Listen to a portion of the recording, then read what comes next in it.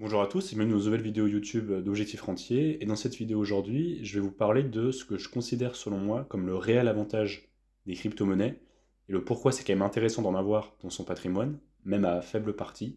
Et c'est pas forcément l'avantage auquel on pense en premier.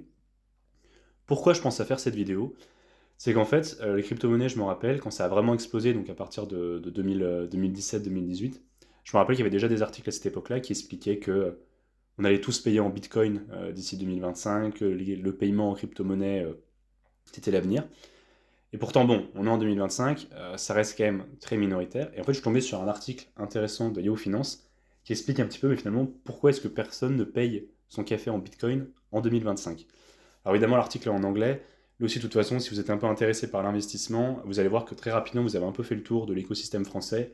Et que si vous voulez un petit peu apprendre ou trouver des articles qui sont intéressants, malheureusement, il faut savoir parler anglais parce qu'en fait, tout ce qui se passe là-bas est bien plus intéressant que chez nous et les gens sont bien plus au courant des actualités que chez nous. Bon, je vais pas vous réviser, enfin vous faire vous expliquer l'article. Simplement, en fait, le pourquoi pour moi c'est intéressant, c'est qu'en fait, il le dit très bien, en fait, le secret derrière le fait que certains établissements acceptent le paiement en crypto-monnaie, en fait, c'est pas tant pour dire c'est super et tout le monde va le faire, en fait, c'est plus pour des raisons marketing. C'est-à-dire que maintenant, les gens disent oh putain, tel commerce il accepte les cryptos, c'est super, on va aller le dépenser. Mais bon, finalement, ça reste quand même très minoritaire. Je tombais par exemple sur cet article ici qui explique en fait la part de la population. Bon, c'est en France, donc on sait qu'on n'est pas les plus à même pour détenir des crypto-monnaies, mais c'est quand même entre 3 et 13% dans l'Union Européenne. Donc bon, c'est quand même pas non plus énorme. Et en fait, voilà, c'est ce qu'ils expliquent là, c'est qu'en fait, en réalité, c'est plus pour des raisons marketing purpose rather than genuine blockchain-based commerce, que pour vraiment se dire, on va utiliser la blockchain, c'est très utile. D'ailleurs, un autre exemple qui montre que finalement, c'est pas si facile que ça, je tombais sur Wikipédia, donc Wikipédia, ça vaut ce que ça vaut, mais sur l'utilisation du Bitcoin au Salvador. Parce que le Salvador a fait une grande annonce en expliquant maintenant qu'il faisait une réserve fédérale de Bitcoin et même qu'il allait autoriser tous les paiements en Bitcoin. Où bah, finalement, voilà, en mars 2025, le journal des économistes, en fait, il explique que c'est plus une fêlure qu'autre chose, donc plus un échec qu'autre chose, et surtout que ça a amené plus de coûts que de bénéfices. En fait, pourquoi et c'est ce qui est expliqué un petit peu dans l'article ici, de toute façon, je vous le mettrai en lien dans la description, mais c'est qu'en fait, bah, ça coûte quand même quelque chose. C'est-à-dire qu'il faut avoir un terminal qui accepte les cryptos. Il y a des frais qui sont faits sensiblement les mêmes que des frais de carte de crédit, qu'il y a très peu de monde qui paye en crypto-monnaie, donc finalement, ça fait faire une installation et des coûts qui finalement derrière sont pas non plus hyper efficaces. Donc à partir de là, on peut se dire, bon bah, pourquoi tu nous parles de cette vidéo et pourquoi tu nous dis quel est l'intérêt des crypto-monnaies? Et bah, je vais vous le montrer. Pour moi, l'intérêt des crypto-monnaies, le gros intérêt, c'est ce qu'on appelle les stablecoins, avec l'illustration qui est juste là, qui sont en fait des crypto-monnaies qui valent tout le temps 1 dollar. Vous voyez ici, si je vais sur CoinMarketCap, qui liste le prix des principales crypto-monnaies, donc le Bitcoin en premier, après l'Ether. On a le Tether, donc l'USDT qui est le premier stablecoin, vous voyez, il vaut tout le temps 1 dollar ou environ 1 dollar. L'USDC c'est pareil, il vaut entre 1 et 2,99 ou 2,98 des fois. Mais en gros, c'est une crypto qui vaut tout le temps 1 dollar.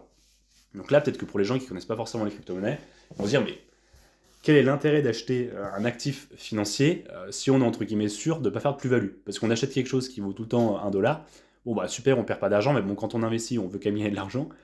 Quel intérêt d'acheter ça plutôt que d'acheter du Bitcoin ou de l'Ethereum qui peuvent offrir un potentiel de croissance? En fait, le gros intérêt des stablecoins, c'est justement de pouvoir convertir, une fois que vous avez fait de la plus-value avec vos crypto-monnaies, en stablecoin. Pourquoi c'est important? C'est pour échapper à un truc qu'on est très fort en France, qui s'appelle ce qu'on appelle la flat tax. Bon, en gros, c'est les taxes, quoi. Je vous ai mis l'article là de Moneyvox, mais donc, avec un peu tout le bordel qui se passe en ce moment, il y avait quand même eu des propositions pour augmenter la flat tax, qu'elle passe de 30 à 36%, ce qui est juste énorme, c'est une augmentation de 20%. Alors déjà qu'on a un pays qui taxe évidemment l'investissement, c'est pas une bonne nouvelle, mais tout ça pour vous dire que si on investit et qu'on est français, il faut avoir cette donnée en tête de se dire, bon, potentiellement, les taxes ne vont faire qu'augmenter. Pour l'instant, le PEA est épargné, mais bon, je pense que d'ici quelques années, ils augmenteront aussi les taxes liées au PEA. Et en fait, le gros intérêt de cette crypto, qui vaut du coup tout le temps 1 dollar, bah, c'est que du coup, vous échappez à la flat tax. Pourquoi? Je vais prendre un exemple très simple. Vous achetez un Ether qui vaut 4300. Il monte à 4007. Il monte même à 5000. Si jamais vous convertissez cet Ether en vraie monnaie, ce qu'on appelle en monnaie fiat, donc en euros, en dollars, là vous allez payer des taxes parce que vous êtes passé de 4003 à 5000. L'administration française, qui aime bien un peu être au courant de ça, elle va se dire bah tiens, t'as fait une plus-value de 700 euros, 700 dollars, on va dire 700 euros pour les faits. Bon bah tu vas payer 30 ou voire maintenant 36% sur ces 700 € de bénéfices. Donc bon, c'est énervant.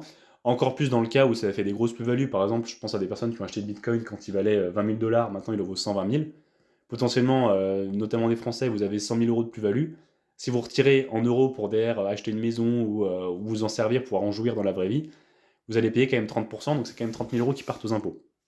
C'est quand même pas l'idéal, et bon, c'est un peu frustrant de passer de 100 000 à 70 000, même si c'est une belle somme, vous perdez quand même 30 000 €.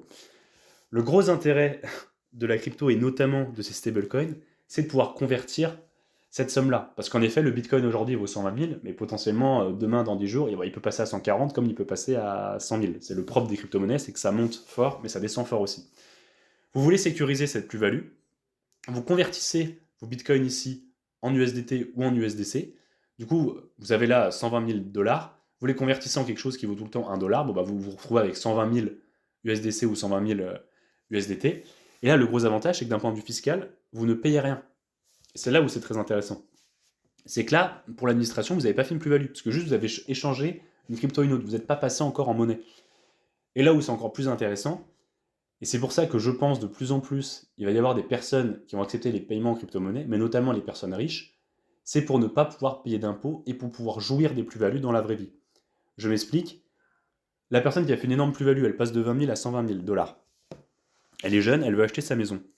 Comme je dis, si elle passe en se disant je vais faire un virement bancaire classique, je convertis mes bitcoins en euros, je paye 30 000 € de taxes, je me retrouve avec finalement que 70 000. Et bon, la même maison qui valait 100 000, il faut que je mette 30 000 €, faut que je trouve 30 000 € à côté. Par contre, l'agence immobilière un peu de luxe ou autre, mais qui accepte le paiement en crypto, votre bitcoin qui est passé de 20 000 à 120 000, vous le convertissez en USDC qui vaut tout le temps 1, et là vous le passez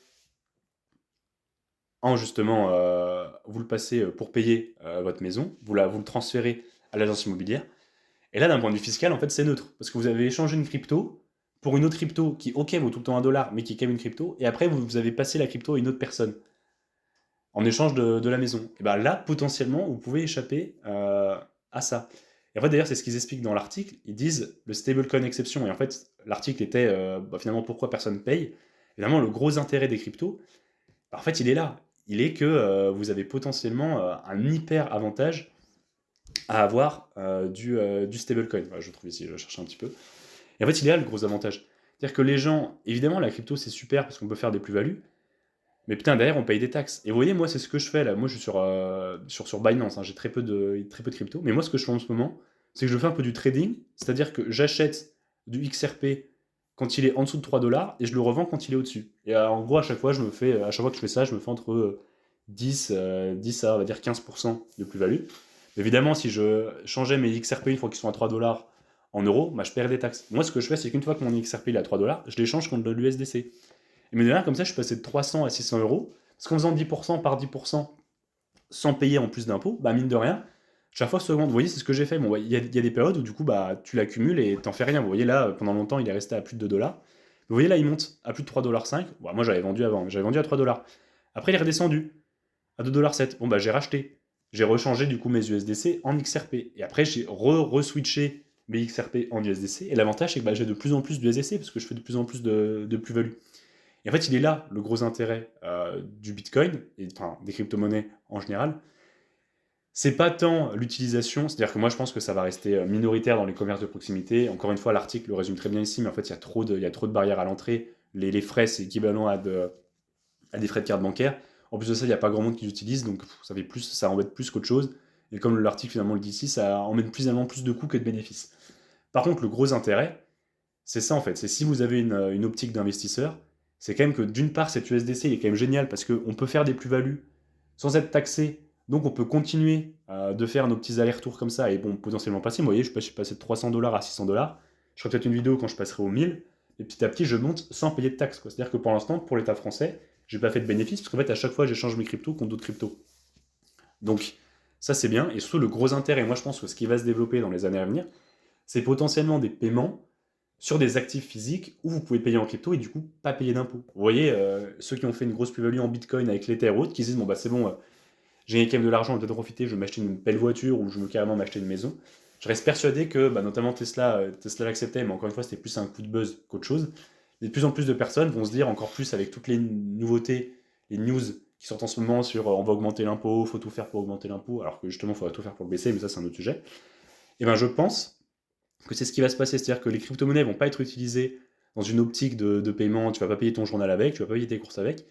Par contre, potentiellement, les gros achats, type voiture, type. Bon, pour le notaire, ça va être plus compliqué, je pense, pour les maisons. Mais potentiellement, il y a des personnes et des organismes qui vont pouvoir les intégrer. Alors, ils vont dire que c'est pour pouvoir permettre au plus grand nombre. En fait, la réalité, c'est qu'ils disent bon, bah, l'avantage, c'est que potentiellement, des personnes qui ont fait une belle plus-value et qui veulent ne pas payer de taxes, ils nous le donnent à nous.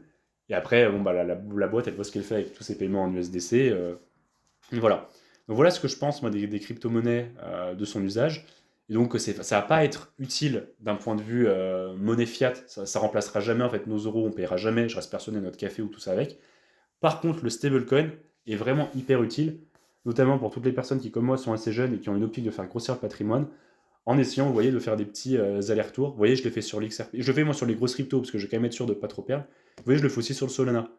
Quand il descend en dessous des 200, j'achète, et quand il est au-dessus des 200, je vends. Et vous voyez, je fais quelques petits allers-retours. Et mine de rien, bah, on fait un peu mieux que le marché crypto en ce moment, parce que dès que ça prend 10%, je vends, dès que ça perd, je refais. Comme c'est quand même un marché qui est très volatile, bah, les stablecoins sont quand même très utiles pour ça. Donc voilà un peu pour cette vidéo. N'hésitez pas à me dire ce que vous en avez pensé. Je vous mettrai le lien de l'article qui vous intéresse. Et n'hésitez pas, voilà, à me dire ce que vous en avez pensé. Si vous-même vous pensez pareil, si vous pensez autrement, que les cryptos vont être utiles d'ici 10 ans, moi j'ai quelques doutes, mais pourquoi pas. En tout cas, ce sera avec plaisir pour échanger. Merci beaucoup.